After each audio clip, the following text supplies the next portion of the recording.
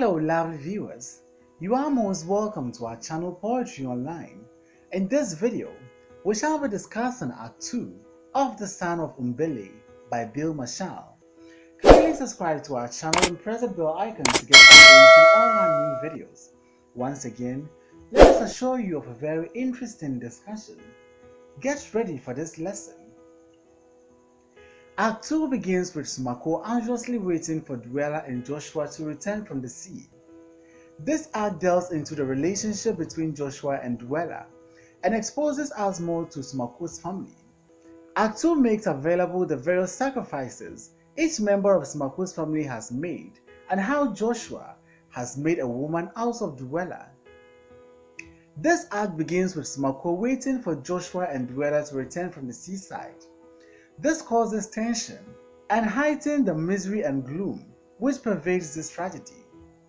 This tension is further heightened by Atu, who comes back with the news that he hasn't seen Joshua and Duella at the seaside. Smako reassures himself about the safety of Joshua and Duella by saying that the two will return soon from the seaside. However, Atu believes that the two might have been drowned in the sea and will sooner or later become food for the trouts and the little kobees in the sea. Smako, on the other hand, dismisses this claim and instructs Atu to get a spot for him. However, Atu went without returning. Benko enters at this point and Smako asks him about Atu. Benko then tells his father that Atu has gone to the other village. With this, Smako laments on Atu's drinking habits as he will come back drunk. Smako and Benko discusses a lot, including how Smako's wife got paralyzed when Duella was born. It is clear from all indication that every member of Smako's household has had to sacrifice one thing or the other. Benko had to sacrifice a lot for being the firstborn of the family. Smako's wife got paralyzed when Duella was born. Duella, on the other hand, would never taste the pleasure of womanhood. Smako also laments on his inability to afford another wife. Smako then informs Benko that he has warned Joshua about the demons Duella possesses, hence he is sure Joshua won't touch her.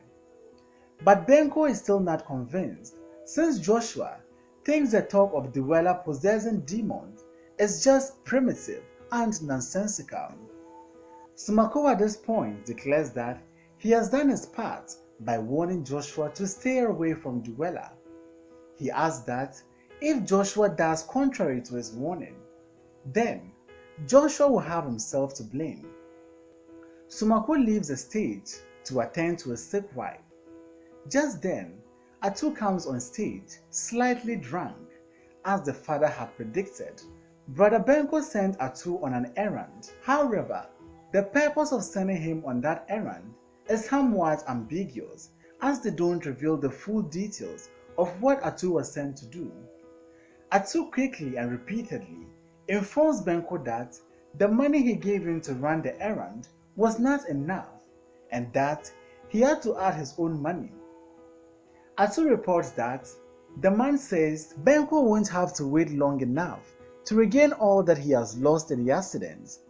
However, the man added that all this will happen on one condition, and that is, in the next 7 days, if Duella still remained a virgin, then her demons will be casted away forever, and she can even have a man without any harm.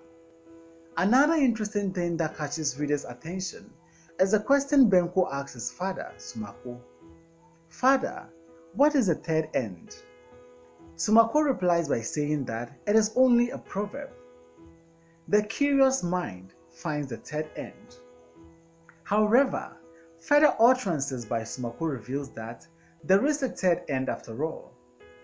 Benko laments on the way Duella has taken to Joshua, since he fears that this might be disastrous to Joshua's life. Smako then becomes suspicious that Benko is up to something, since Big Brother Benko doesn't like Joshua a bit and has never shown him any brotherly love. Again, Smako reveals that the third end is with a person all the time, Hence, there's no need going to look for it. His only hope is that Joshua finds it. Just then, Dweller and Joshua comes on stage. The two, from all indication, are happy and enjoying each other's company.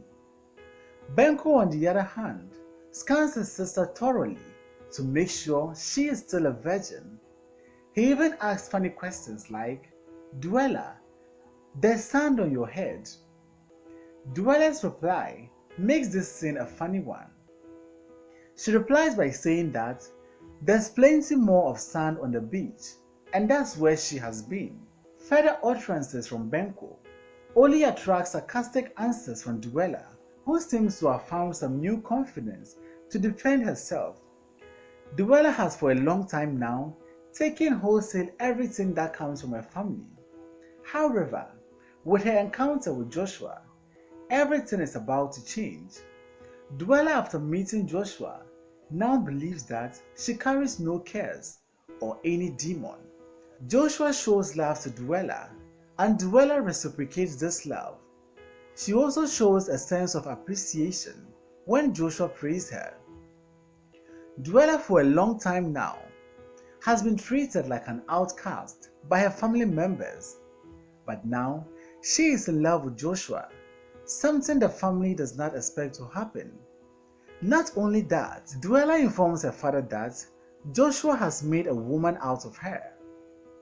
Dweller's wish is that she wants to be happily in love with Joshua, and what's more, Joshua is going to live every minute of his life and maybe see his child born, in Dweller's own words, and maybe another, and another, and another, and yet another. They'll grow up like everyone else, and they are going to run around our own backyard and play together, and laugh together, and be together. But one more thing, they will not live among peasants like you and you. Benko quickly reminds Dweller that she is also a peasant woman. However, Dweller's reply is that of someone who has lost respect for her elderly brother. She refused to be calmed down by Joshua, as she has had enough of his accusations and name-calling. In Dweller's own words, "Let me tell them, they have not stopped accusing me since I was born. I've got this, I've got that, I'm responsible for this, I'm to be blamed for that. They've made me to pay for my mother's condition. They tell everybody I've got demons." Dweller equally informs readers that Big Brother Benko started all this name-calling and accusations. Benko then tells Dweller not to start calling him names. However, Joshua believes that Benko deserves the disrespect he has gotten from Dweller. This gets Benko very angry, and he leaves for Joshua, but Sumako restrained him by his commanding voice. He reconciles Joshua and Benko through a handshake. Benko then retires into the house. Sumako is left on stage with Dweller and Joshua. Dweller laments on the various accusations she has received from the family and society at large. But at long last, she has finally found happiness in Joshua.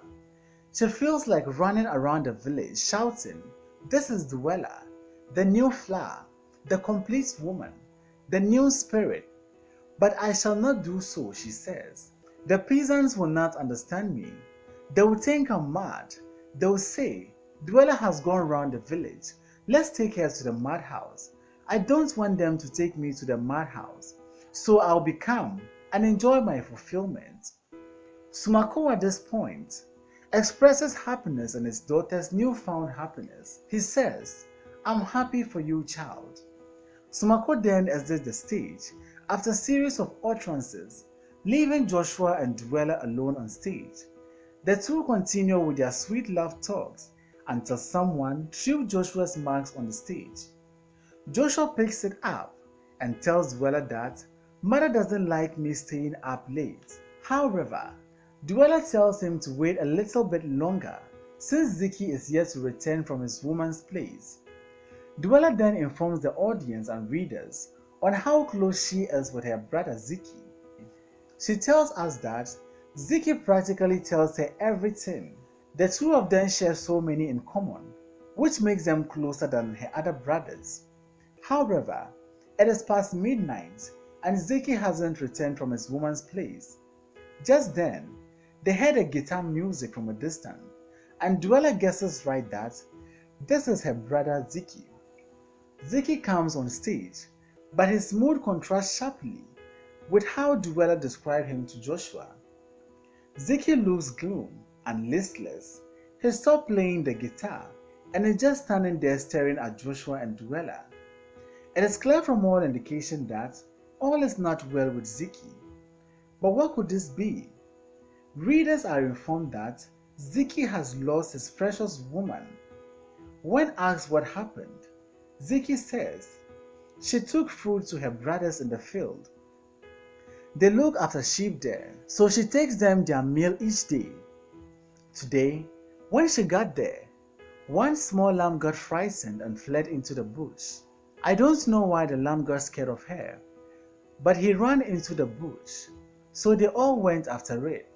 My woman went too. That was when she got bitten by the snake. They caught the lamb as my woman lay there, snake venom in her veins. Dwella sympathizes with her brother Ziki for his loss, since she knows how much that woman means to her brother. After hearing that Dwella is no more a flower bud, Ziki then accuses her of killing his woman.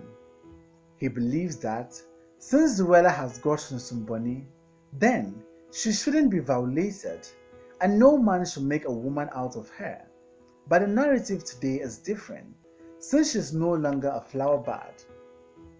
Dwella defends herself by saying that certain things happen by chance and by accident. She can't be blamed for it. Dwella leads her sad brother into the house, leaving Joshua alone on stage. Joshua, in a dramatic monologue and also with the use of apostrophe, addresses the misconception Madame Umbele had about the peasants. He equally states with a settled conviction his desire to search for the third end of a rope. Thanks for watching this video. Kindly subscribe to our channel and press the bell icon to get updates on all our new videos.